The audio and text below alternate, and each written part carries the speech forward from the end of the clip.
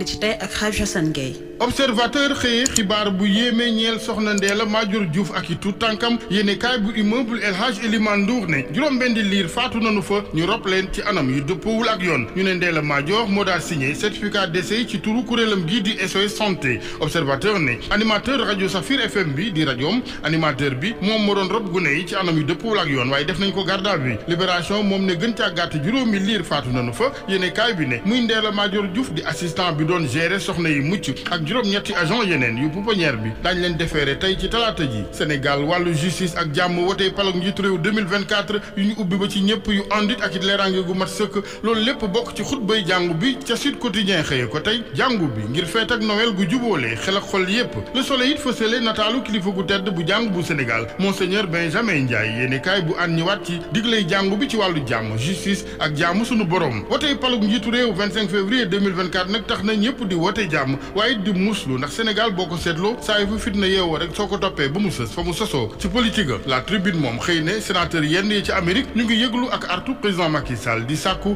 wote yu leer yu ñu war a bokk ñëpp bokk ca nu may opposition bi mu mën di def ay ndajeem di rassemblement ci lu ko dara dul fekk wàllu candidat yi nag ngir wote yi le quotidien ne tey la ligne d'arrivée bi maanaam bu minuit jotee la app bu mujj bi ngir ñu bëgg a déposer seeni dossier yéene kaay bi ne RND moom ñot di war na candidature am teg ca di ŋàññ ni parrainage yi demee l'info xëye Mohamed Boun Abdallah Dionne bokkit yooyu candidat mu jàpp ne bis bu bees ak bu ànd ak doole mooy jóg Sénégal dafa samp ndëndam moom Mohamed Boun Abdallah Dionne mu ne ngir ànd ak sénégalais yi indi coppite yi askan wi yëpp di xaar mu ne njariñal réew mi rek nag ak bu askan wi moo waral mu taxaw ngir bokk réew mi it fi mu toll ci wàllu tension politique yu tar ci taw a jeex laaj na ñu dëppale xol yi ci lu dëggu ci gis-gisu Mohamed Boun Abdallah Dionne beneen mbër di Bougane Gueye Dany mu ngi ci yéene kaay bi di le mandat mu ne su faloo dina xeex ger bu baax ci réew mi ñu des ak le mandat ak kàdduy docteur Malick Diop jëm ci mbërum Benno Bokk Yaakaar bi di Amadou Ba mu ne moom Amadou Ba nekkul ci wut bës digee ak a fexee xew waaye dëgg lay doxal xam-xam ngir fexee jëmmal politique publique yi nu tëral ngir njariñu askan wi Ousmane Sonko moom bis bi le jour ne déposé na candidature am ci lu àndul ak parrainage na ko noonu attestation caution yéeni kaay bi nag ñettay mun a am benn ñu gàntal dossier am rek bu matul wala mu am ndam ci kanamu Cour suprême wala it ñu tàllal ñeret plan B bi yéeni kaay bi di réew mi nag mel ni ku naan du Ousmane Sonko rek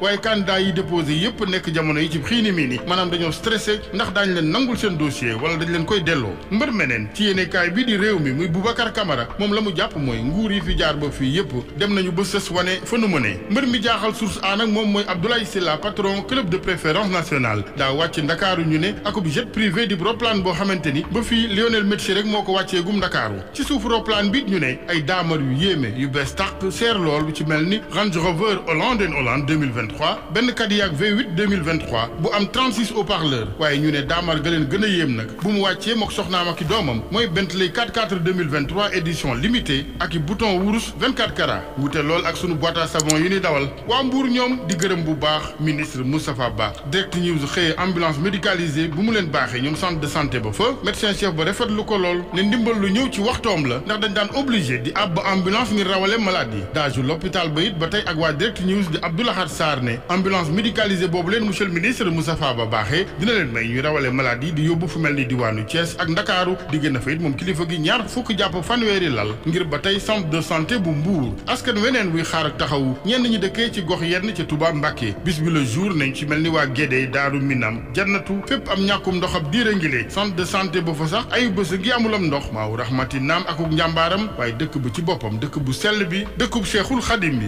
mooy màgg macha allah.